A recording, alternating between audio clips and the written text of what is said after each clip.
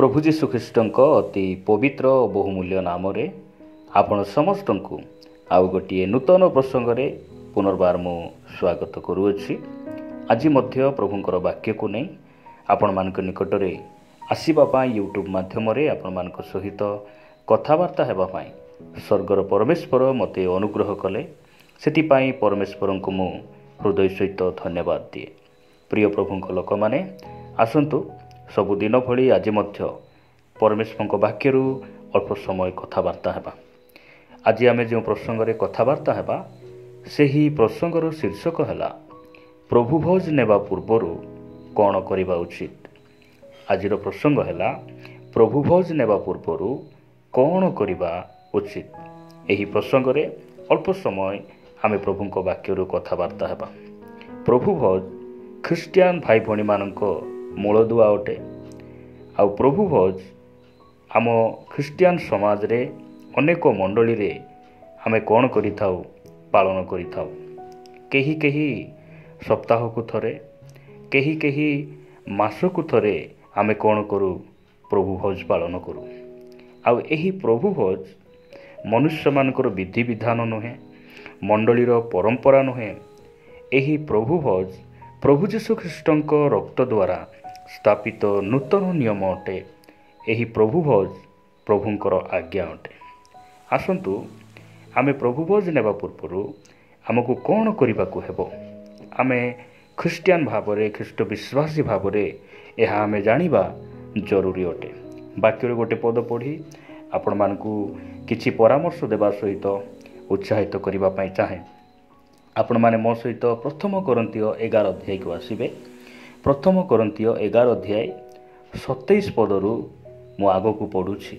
एई स्थान रे प्रकार लिखा जाए, अतएव जे केही अयोग्य भाव रे प्रभुंकर एही रोटी भोजन करे किंबा एही पान पात्ररू पान करे से प्रभुंक शरीरर और रक्तर दायी हेबो। 28 पदर लिखा जाए, किंतु मनुष्य आपना को परीक्षा करू आउ सही परि भाबे एही रोटी भोजन करू और एही पात्ररू पान करू। प्रिय प्रभुंक लोक माने एही स्थान रे लिखा जाए जे मनुष्य आपना को परीक्षा करू। काहेकि प्रभु भोज नेबा पूर्वर आमे निजको समीक्षा करबा आवश्यक रहिछि, परीक्षा करबा आवश्यक रहिछि। जदि आमे कौनसी होटेल कौनसी दुकान को जाऊ सही समय रे आमको गोटे कथा मने पड़े जे मो होटेल खाइबी मात्र मो पॉकेट रे टंका अछि कि नाही। मु एही दुकान रू पोशाक किनिबी मात्र मो पॉकेट रे टंका अछि कि नाही। ठीक सही परी आमे प्रभु को मेज को जीवा पूर्वर आमे निजको समीक्षा करबा आवश्यक रहिछि, निजको प्रश्न करबा आवश्यक रहिछि, निजको परीक्षा करी कहिबा आवश्यक रहिछि जे मु पवित्र जीवन यापन करूअछि कि, मोर परस्पर ठारे ठीक संपर्क अछि कि नाही, मु परंपरा भाव रे एही मेजर अंशी हेउ नाही तो, समस्त पापरू मु पृथकीकृत जीवन यापन करूअछि कि। एही कथा आमे निजको पचारिबा आवश्यक रहिछि। कारण प्रभु भोज अर्थात प्रभुंक मेजर अंशी जो माने हुअंती से माने जागतिक जीवन यापन करी एवं मंडली रे मिसी से माने प्रभु भोजर अंशी हेई पारिबे नाही। आमे प्रभुंकर मेज को जीवा पूर्वर आमे निजको कौन करबा आवश्यक रहिछि, परीक्षा करबा आवश्यक रहिछि।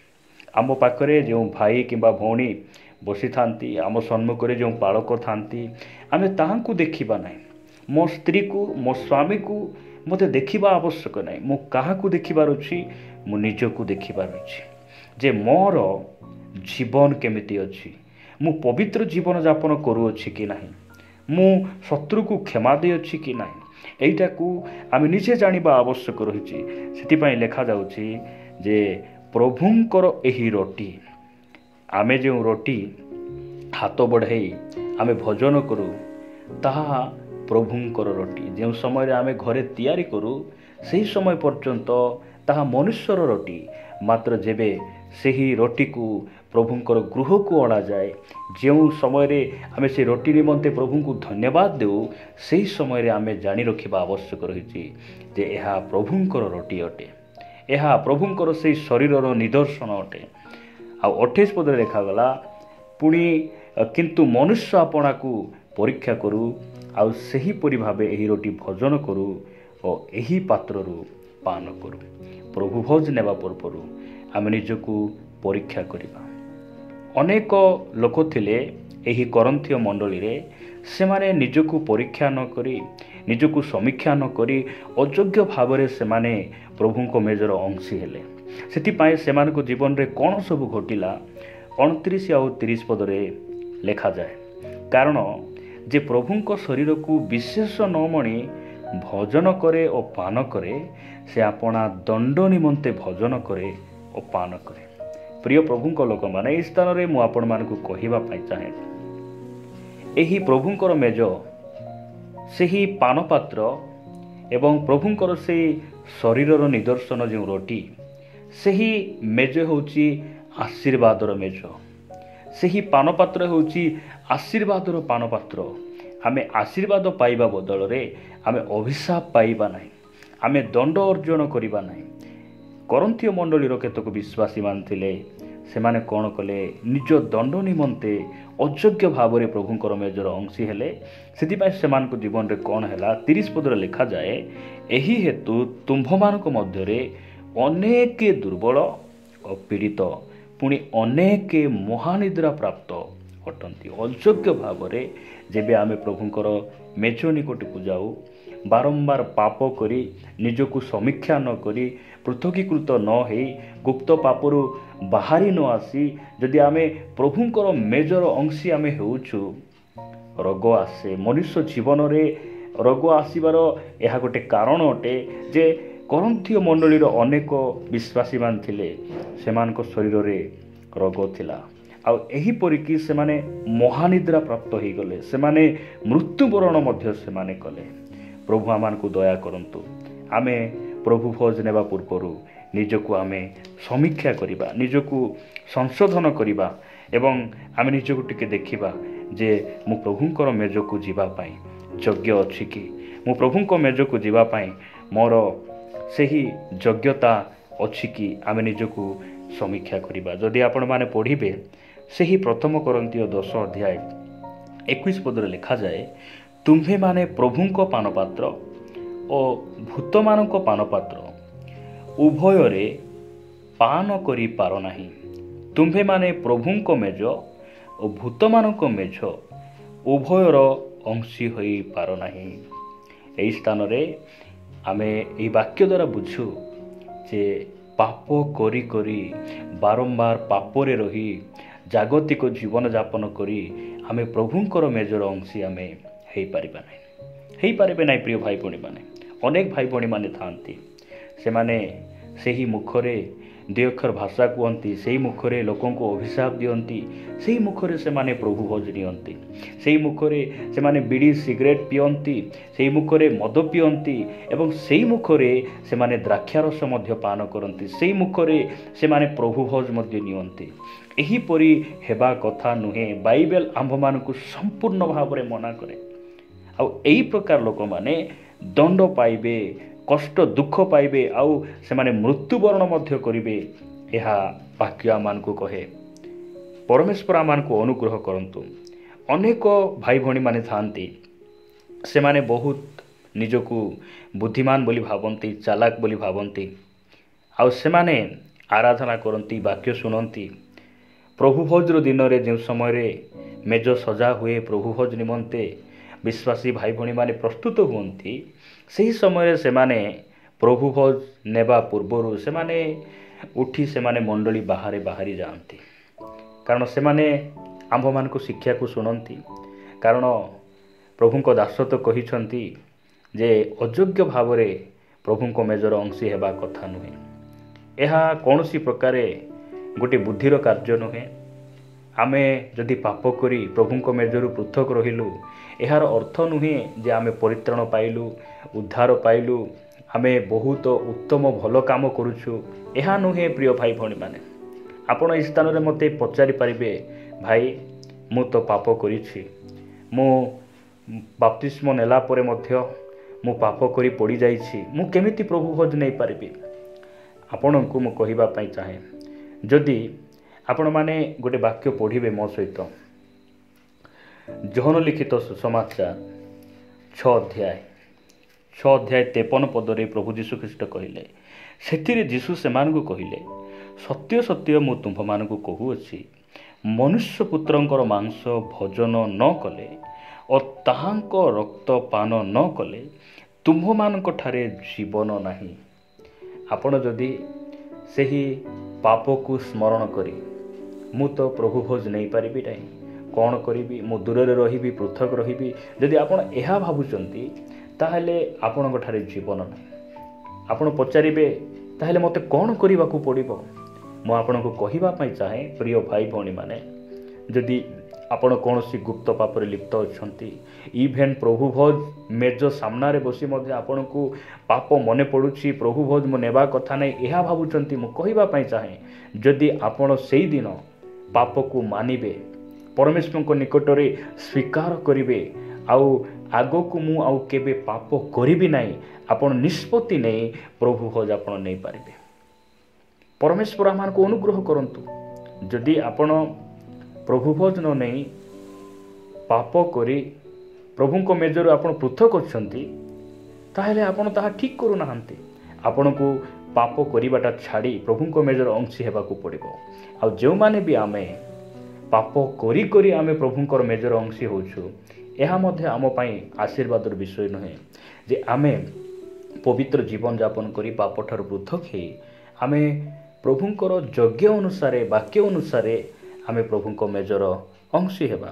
ସେଥିପାଇଁ ଆମେ ନିଜକୁ ପରିଷ୍କାର କରିବାକୁ ହେବ ଯେ ଗୁପ୍ତ ପାପରୁ ବାହାରି ଆସିବାକୁ ପଡ଼ିବ, ନିଜକୁ ସମୀକ୍ଷା କରିବାକୁ ପଡ଼ିବ, ପରସ୍ପରଠାରେ ଆମମାନଙ୍କର ଉତ୍ତମ ସମ୍ପର୍କ ଗଢ଼ିବାକୁ ପଡ଼ିବ। ଏହା ପରମେଶ୍ୱର ଆମଠାରୁ ଚାହାନ୍ତି। ଗୋଟେ ବାକ୍ୟ ପଢ଼ି ମୁଁ ସମାପ୍ତ କରିବି। ଆପଣମାନେ ମୋ ସହିତ ଯୋହନ ଲିଖିତ ସୁସମାଚାର 13 ଅଧ୍ୟାୟକୁ ଆସିବେ।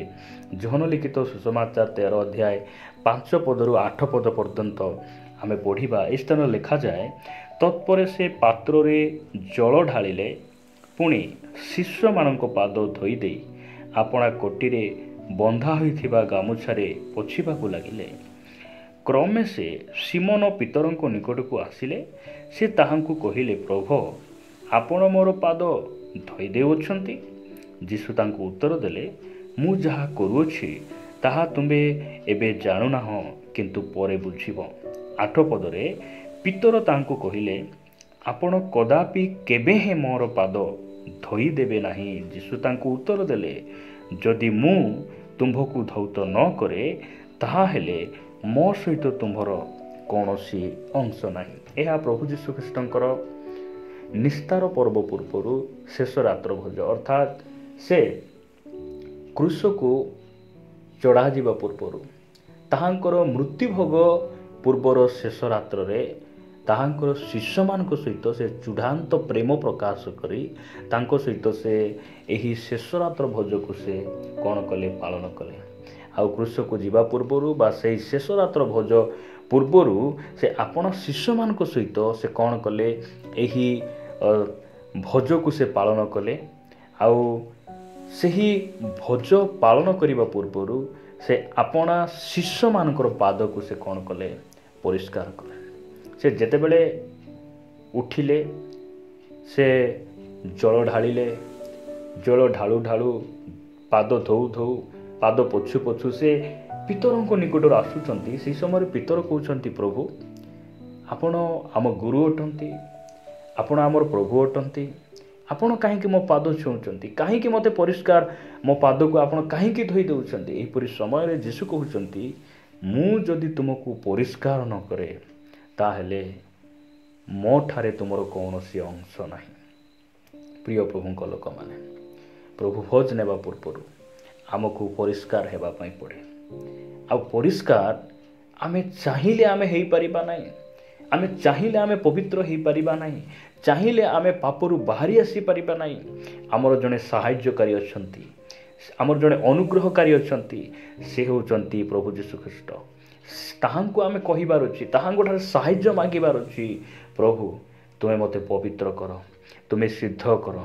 ମୁଁ ପାପରୁ ବାହାରି ଆସିବା ପାଇଁ ଚାହୁଁଛି। ପ୍ରଭୁ ଆଜିଠାରୁ ମୁଁ ଆଉ ପାପ କରିବି ନାହିଁ, ତୁମ ଅନୁଗ୍ରହ ମୋତେ ଦିଅ। ସେ ନିଶ୍ଚିତ ଭାବରେ ଆମକୁ ସାହାଯ୍ୟ କରିବେ। ଆସନ୍ତୁ ପଦେ ପ୍ରାର୍ଥନା କରିବା। ପ୍ରେମିକ ସ୍ୱର୍ଗୀୟ ପିତା, ମୁଁ ତୁମକୁ ଧନ୍ୟବାଦ ଦିଏ।